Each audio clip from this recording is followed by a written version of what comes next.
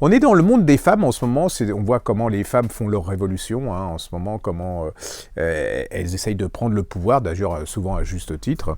Mais ça vient pas de maintenant, ça date depuis longtemps. Je vous avais parlé des bouquins de Coco Chanel, sur son fameux parfum, sur son amour, sa passion, ce qu'elle était.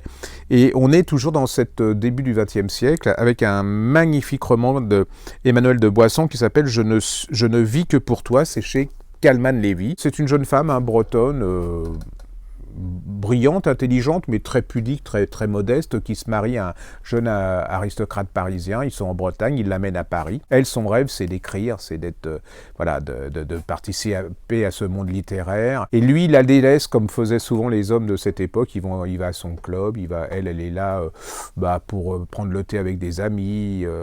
Et puis, il va se passer une chose, c'est que elle va rentrer en relation, elle va rencontrer des femmes. Alors, si je vous dis Liane de Pougy, vous imaginez ces grandes cocottes, ces grandes dames de l'époque, Élisabeth de Gramont, et surtout, elle va, alors, je lis parce que je ne me souviens jamais de son nom, elle va surtout rencontrer Nathalie Clifford Barnet. Alors, Nathalie Clifford Barnet, c'était ce qu'on appelle une Amazone, c'est-à-dire c'est une femme qui aime les femmes. Et alors, la jeune provinciale est complètement tétanisée par ça, mais elle sait que cette femme écrit, et elle se dit elle veut avoir son avis sur ce qu'elle écrit, sur ses poésies et tout. Ils vont se rencontrer. Elle est terriblement, comme on dit, coincée.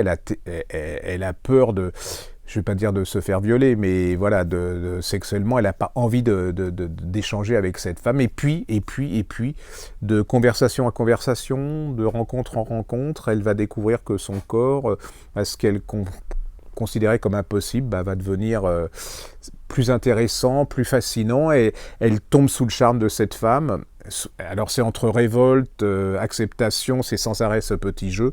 C'est un très très joli roman, très joli, mais très fort aussi, sur ces femmes qui vont se découvrir. C'est surtout en plus le portrait d'une époque, c'est-à-dire que c'est une explosion d'intelligence, et ces femmes qui écrivent beaucoup, qui sont brillantes et qui prennent qui commencent à prendre leur destin en main, et qui décident que les hommes, c'est bien, mais que elles ont le droit de penser par elles-mêmes et de vivre leur vie. Voilà, ça s'appelle « Je ne vis que pour toi » de Emmanuel de Boisson.